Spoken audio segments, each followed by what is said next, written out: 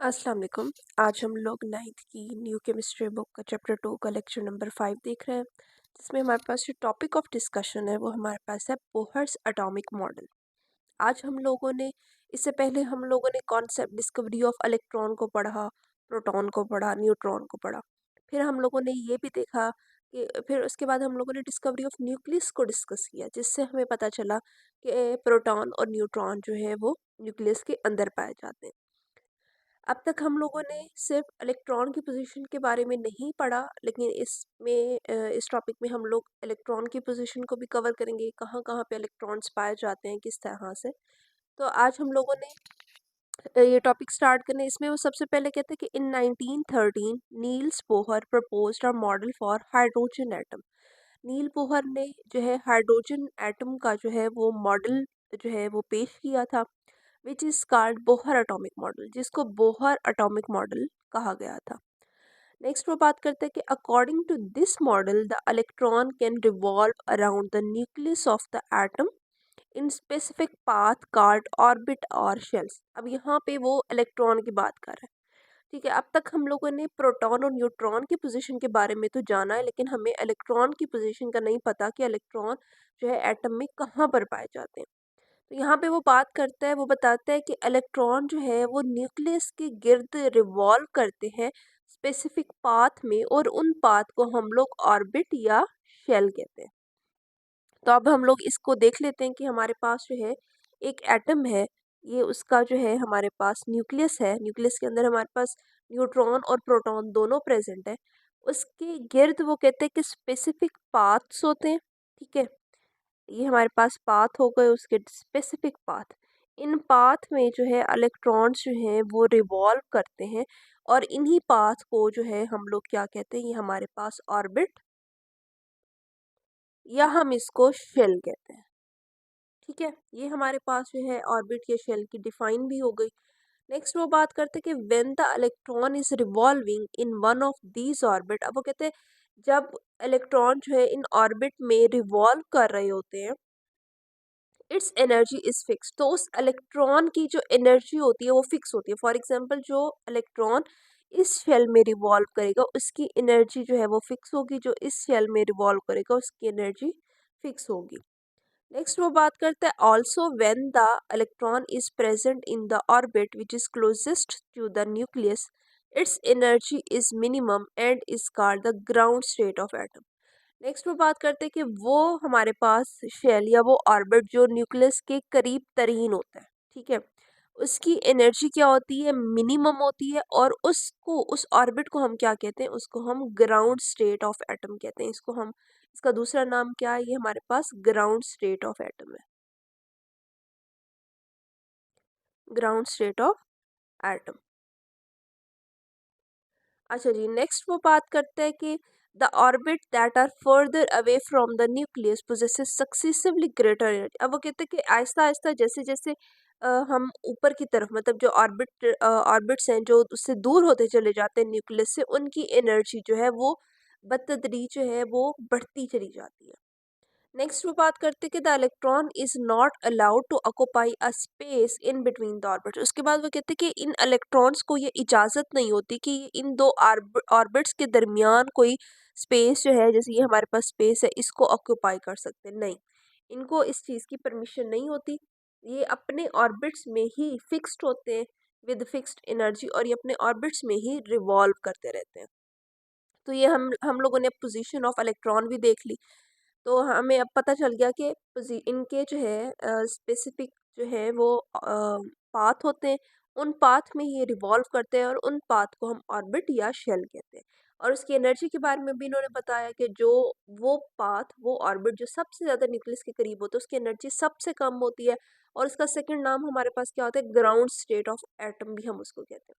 फिर जैसे जैसे ये ऑर्बिट्स जो हैं वो दूर होते चले जाते हैं न्यूक्लियस से, तो इनकी एनर्जी भी उसी तरह बढ़ती चली जाती है।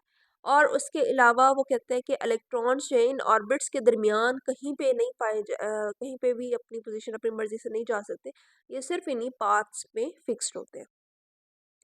अच्छा जी, नेक्स्ट वो बात करते हैं कि since electron present in each shell has a fixed energy, these shell are also named as energy levels. अब वो कहते हैं क्योंकि इन इलेक्ट्रॉन्स, ये जो इलेक्ट्रॉन्स अपने शेल्स में मौजूद हैं, क्योंकि इन इलेक्ट्रॉन्स की एनर्जी फिक्स्ड है, इस वजह से हम इन शेल्स को भी एनर्जी शेल्स कह सकते हैं, एनर्जी लेवल्स कह सकते हैं.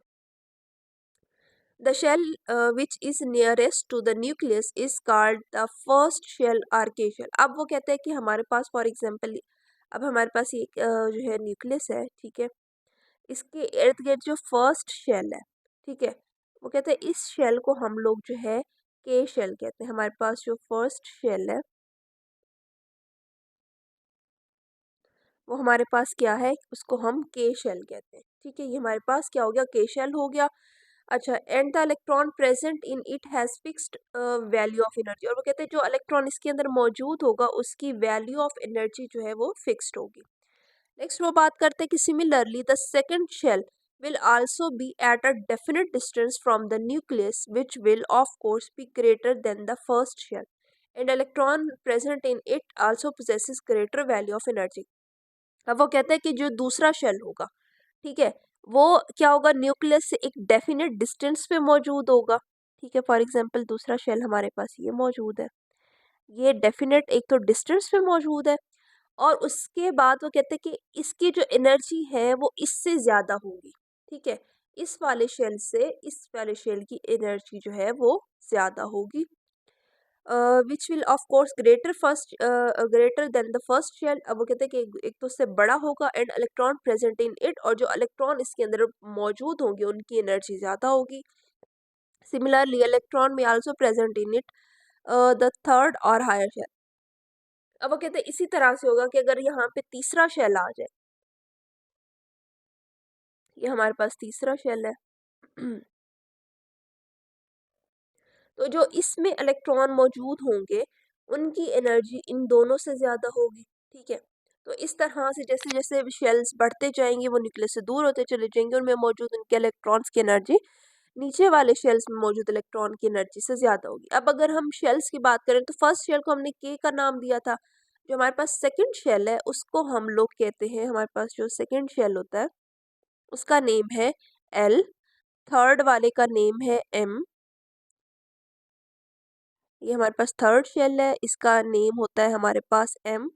और जो हमारे पास फोर्थ शेल होता है उसका नेम हमारे पास होता है एन. तो ये हमारे पास जो शेल्स है, ठीक है, उनके नेम है. फर्स्ट वाले को हम के कहते हैं, सेकंड वाले को एल, थर्ड वाले को एम, और फोर्थ वन को हम लोग एन कहते हैं. अब यहाँ पे वो कहते हैं कि ईच शेल इज फर्दर सब डिवाइडेड इनटू सब शेल और ऑर्बिटल्स. अब वो कहते हैं कि एक ये जो शेल है, ठीक है, ये मज़ीद सब शेल में डिवाइड होता है. ठीक है, उन सब शेल को हम क्या कहते हैं, उनको हम ऑर्बिटल्स कहते हैं. ये हमारे पास ऑर्बिट है, ठीक है, और इनके अंदर जो मज़ीद सब शेल है वो हमारे पास ऑर्बिटल्स होते हैं. तो अगर हम सादा अल्फाज में कहें तो ऑर्बिटल्स फॉर एग्जांपल ऐसे कहते हैं कि इस रास्ते में, ये उनका पूरा रास्ता है जहाँ पर वो घूम सकते हैं. लेकिन सब ऑर्बिटल वो जगह है, वो मकाम है जहाँ पर वो रहते हैं. फॉर एग्जांपल वो उनका घर है, हम इसको ऐसा कह सकते हैं कि ये इस मकाम में घूम तो सकते हैं, लेकिन जहाँ पर ज़्यादा इनके पाए जाने की जो है वो मतलब हमारे पास ज़्यादा जहाँ पर पाए जाने के इनके इम्कानात होते हैं वो हमारे पास इनका सब शेल होता है. मतलब इनके जहाँ पर फॉर एग्जांपल यहाँ पे एक सब शेल है, ऐसे ही हम डिस्कस करें तो इट मीन्स कि ज़्यादातर हमें प्रोबेबिलिटी होगी कि यहाँ पर ही ये इलेक्ट्रॉन्स पाए जाते होंगे. तो सब शेल्स हमारे पास ये ऑर्बिटल्स इनको कहते हैं. तो अब वो कहते हैं कि the number of sub shell present in a shell is equal to the value of n for that of shell. अब हमें ये कैसे पता चलेगा कि किस शेल में कितने ऑर्बिटल्स हैं, कितने एक रास्ते में कितने घर आते हैं, तो ये चीज़ हमें कैसे पता चलेगी. तो ये हमें चलेगी इसकी वैल्यू ऑफ एन से. अब जो हमारे पास फर्स्ट शेल होता है उसकी एन की वैल्यू होती है हमारे पास 1. जो हमारे पास सेकंड शेल होता है उसकी एन की वैल्यू होती है हमारे पास 2. जो थर्ड शेल होता है उसकी एन की वैल्यू होती है हमारे पास 3. और जो फोर्थ वन होता है उसकी एन की वैल्यू होती है हमारे पास 4. अब यहाँ पे वो एन शेल वो यही बात कर रहा है कि हर शेल की एन की वैल्यू पे सब शेल डिपेंड करेंगे. फॉर द फर्स्ट शेल, अब जैसे कहते हैं हमारे पास फर्स्ट शेल है जिसमें एन की वैल्यू हमारे पास 1 है, it will therefore have only one sub shell. तो इसका जो है सिर्फ एक ही सब शेल होगा और उसका नाम क्या है हमारे पास एस। ठीक है, अब वो कहते हैं फर्स्ट शेल में एक ही घर है, पहले रास्ते में पहले ऑर्बिट में एक ही घर है और वो क्या है, वो है हमारे पास s, which is called s sub shell, जिसका नाम क्या है हमारे पास ये एस है।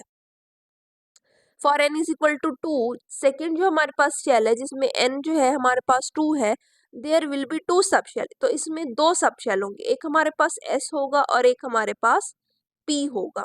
अब दूसरा जो ऑर्बिट है इसमें हमारे पास कितने घर होंगे, इसमें हमारे पास दो घर है, एक एस है और एक पी है।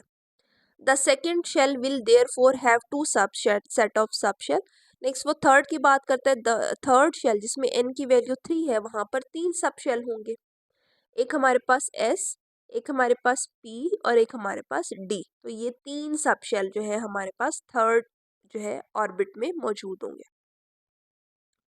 The fourth shell consist of four sub shell, लेकिन जो हमारे पास फोर्थ वन है उसमें चार सब शेल होंगे, एक हमारे पास एस होगा, एक पी होगा, एक डी होगा और एक एफ होगा। तो इस तरह से हमारे पास क्या हो गया, हमें किन चीज़ों का पता चल गया। पहले सबसे पहले हम लोगों ने देखा कि हमारे पास जो है न्यूक्लियस के इर्द गिर्द रास्ते हैं, ठीक है, स्पेसिफिक रास्ते हैं जिनको हमने ऑर्बिट का नाम दिया या जिनको हमने शेल का नाम दिया। फिर हमने उनको कहा कि इन्हीं ऑर्बिट में ही इलेक्ट्रॉन्स पाए जाते हैं।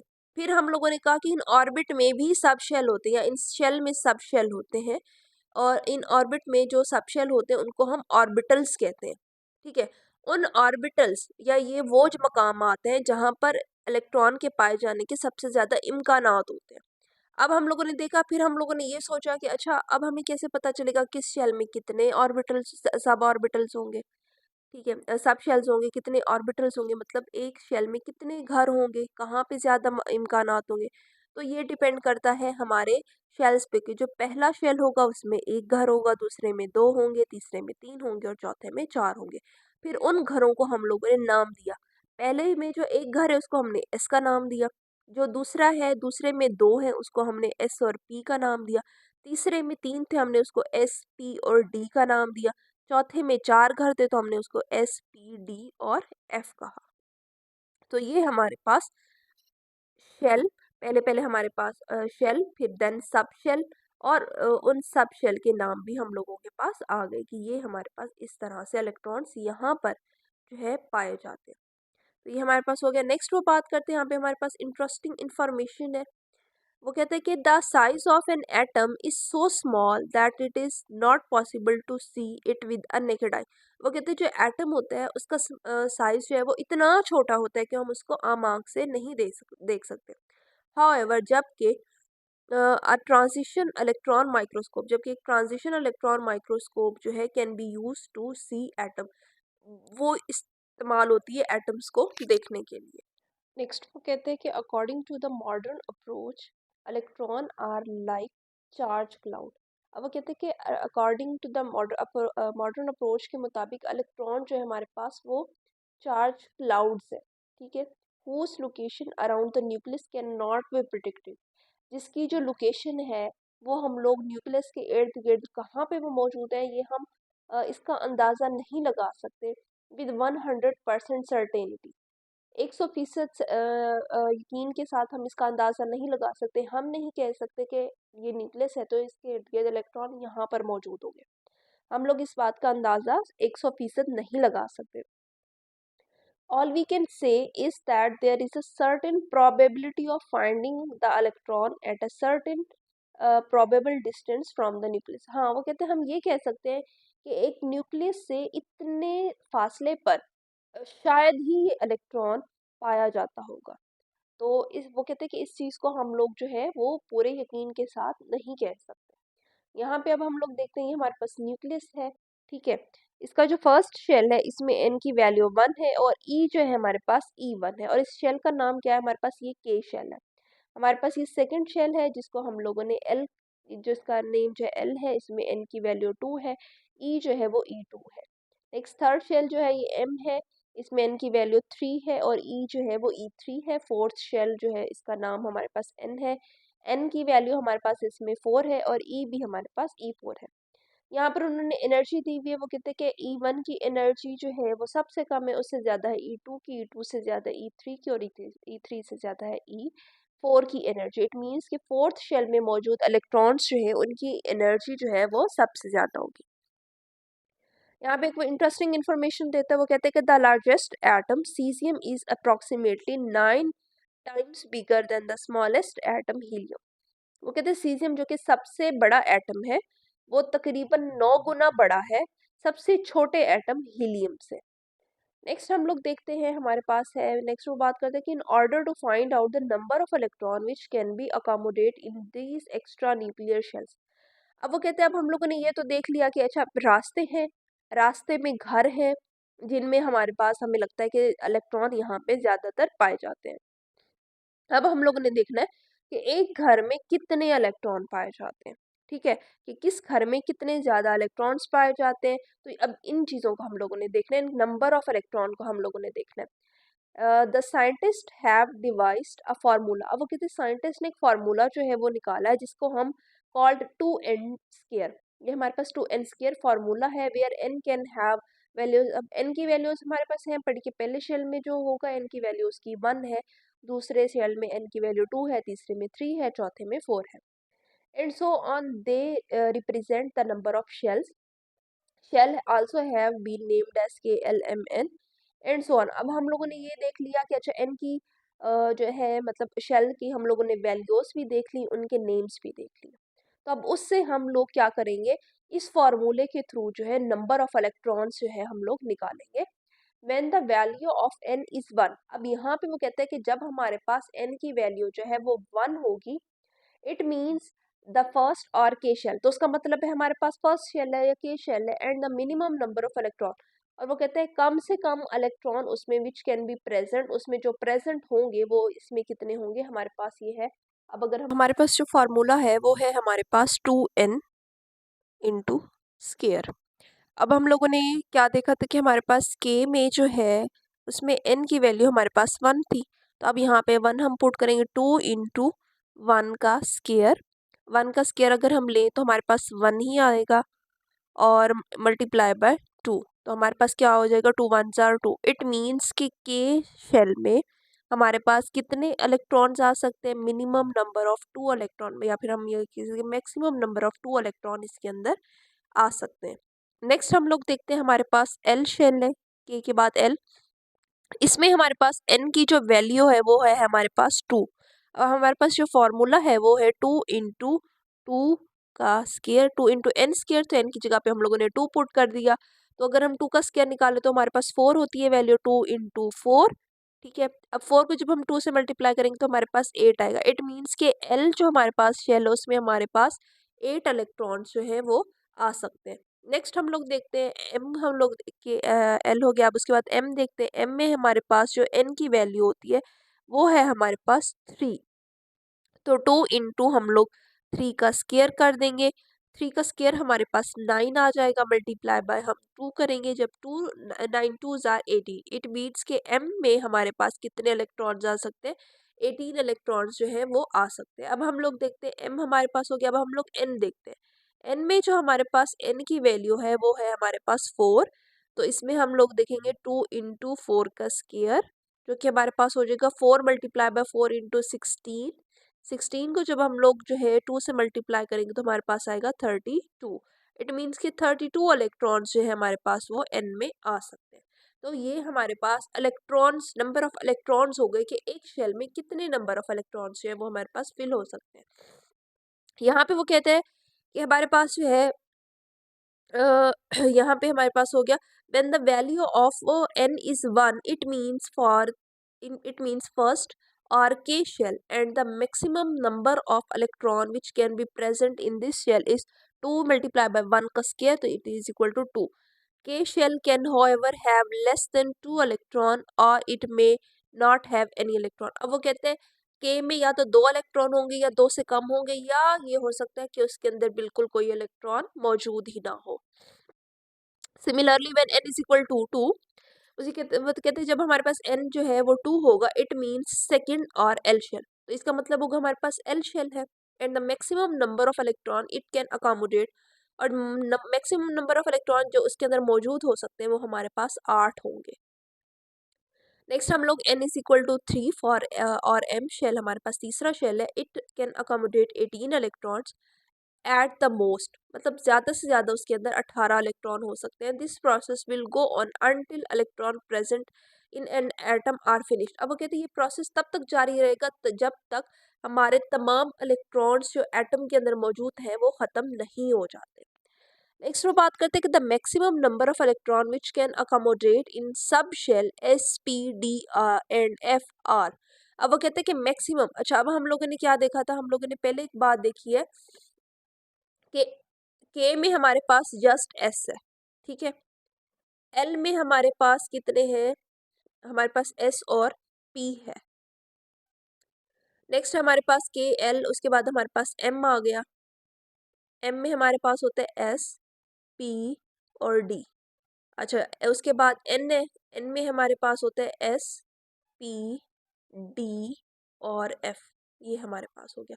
अब वो बात करते हैं, वो कहते हैं एस के अंदर ज़्यादा से ज़्यादा 2 इलेक्ट्रॉन आ सकते हैं। अच्छा जी, एस में अब यहाँ पे मतलब वैसे पहले शेल में हम 2 ही इलेक्ट्रॉन रखते हैं, ठीक है। यहाँ पे हमारे पास मतलब टोटल नंबर ऑफ इलेक्ट्रॉन जो इस शेल में आ सकते हैं वो 2 है और एस में 2 ही आते हैं। अच्छा एल में हम अब दूसरे शेल में हम लोगों ने क्या देखा था, एल में हम लोगों ने देखा था कि हम लोग 8 इलेक्ट्रॉन यहाँ पे इसके अंदर आएंगे, ठीक है, आ सकते हैं। तो इसमें टोटल नंबर ऑफ इलेक्ट्रॉन 8 हो गए, एस में 2 आएंगे और पी में आएंगे 6, ठीक है। एम में अगर हम देखें तो 18 इलेक्ट्रॉन्स है, ये हमारे पास टोटल नंबर ऑफ इलेक्ट्रॉन जो इस शेल में थर्ड में आ सकते हैं वो 18 है। एस में हमारे पास 2 आते हैं, पी में हमारे पास 6 आते हैं। 2 और 8 हमारे पास कितने हो गए, हमारे पास 8 हो गए और 10 हमारे पास आते हैं डी में। नेक्स्ट है हमारे पास 32, इसमें मतलब हमारे पास 32 आ सकते हैं। तो अब हम लोग देखेंगे 2 इलेक्ट्रॉन इसमें आ गए, 6 इसमें आ गए और 10 आ गए इसमें, हमारे पास कितने हो गए, ये 18 हो गए। 18 अगर हमारे पास इसमें से चले जाएं, बाकी कितने बचेंगे, 32 में से अगर 18 चले जाएं, 12 में से 8 चले जाएं, 4 1 में, तो हमारे पास 14। इट मीन्स कि हमारे पास एफ में कितने आएंगे, 14 इलेक्ट्रॉन्स ज़्यादा से ज़्यादा हमारे पास एफ में आ सकते हैं। तो ये बात वो कर रहे हैं, वो कहते हैं कि हमारे पास जो है इन sub shell S P D and F are, s में हमारे पास 2, पी में हमारे पास 6, डी में हमारे पास 10 एंड 14 जो रिस्पेक्टिवली हमारे पास एफ में आ सकते हैं। मतलब एक एक सब शेल में, एस सब शेल में मैक्सिमम जो इलेक्ट्रॉन की जगह है कि कितने इलेक्ट्रॉन वो रख सकता है, तो उसके अंदर 2 इलेक्ट्रॉन्स की जगह, पी में 6 इलेक्ट्रॉन्स की जगह, डी में 10 की और एफ में 14 की इलेक्ट्रॉन की जगह। इससे कम हो सकते हैं, इससे ज़्यादा इनके अंदर नहीं आ सकते। In the first shell there are 2 electrons. अब वो कहते हैं फर्स्ट शेल क्योंकि उसमें है ही एक एस जो है वो ऑर्बिटल मौजूद है, तो उसके अंदर 2 इलेक्ट्रॉन होते हैं which go to the s sub shell, जो कि किस में, एस सब शेल में चले जाते हैं। इन द सेकेंड शेल, दूसरे शेल में क्या होता है, 8 electron will be further subdivided, तो ये 8 इलेक्ट्रॉन डिवाइड हो जाते हैं मजीद। S sub shell will have two, s में 2 चले जाएंगे और 6 किस में चले जाएंगे, हमारे पास पी में चले जाएंगे। अब वो यही बात कर रहा है, वो कहते हैं कि हमारे पास अगर यहाँ पे 8 इलेक्ट्रॉन है, 2 एस में चले जाएंगे, 6 जो है वो पी में चले जाएंगे। और एम में हमारे पास 18 इलेक्ट्रॉन है, तो इसमें क्या होगा, 2 एस में चले जाएंगे, 6 पी में चले जाएंगे, बाकी जो 10 हैं वो हमारे पास डी में चले जाएंगे। एन में हमारे पास टोटल जो है वो 32 होते हैं।